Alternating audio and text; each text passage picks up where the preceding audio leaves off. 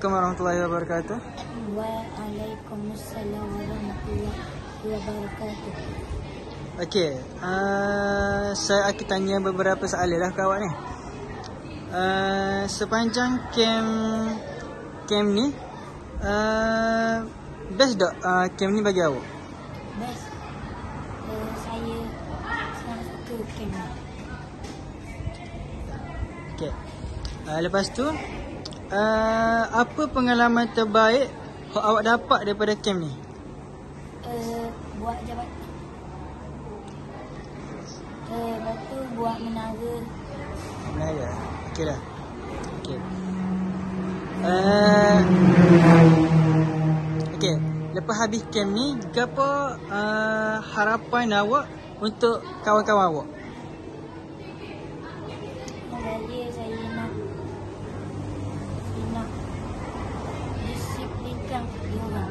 Disiplinkan dia. Okey. Itu dia.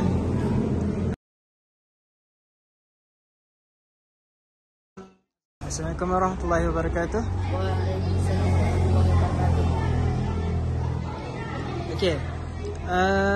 Apa pengalaman terbaik yang awak dapat sepanjang camp ni?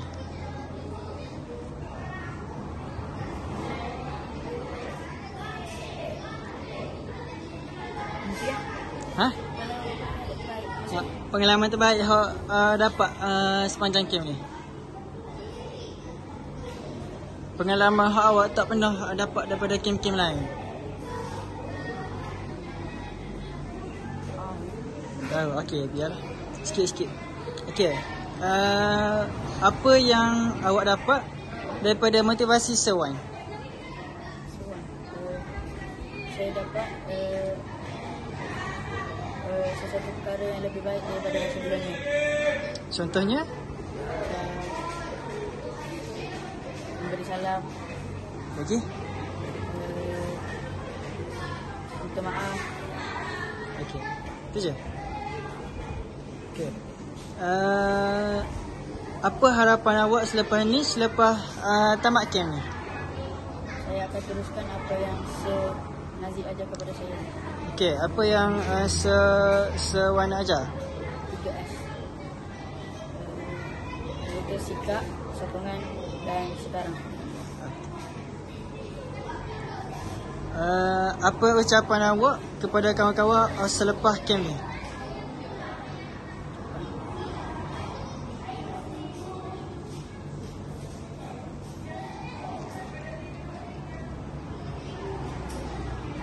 Kami semua akan berjaya bersama-sama.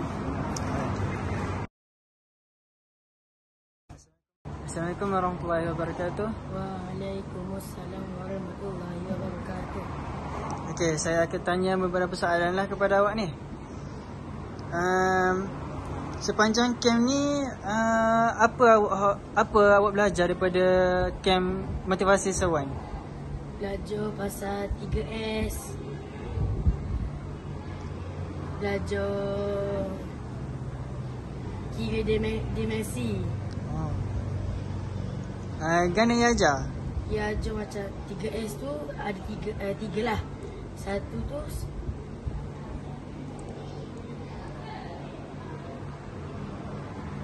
mula-mula. Assalamualaikum warahmatullahi wabarakatuh. Waalaikumsalam warahmatullahi wabarakatuh. Okey, saya akan tanya beberapa soalan lah kepada awak ni. Sepanjang camp ni, apa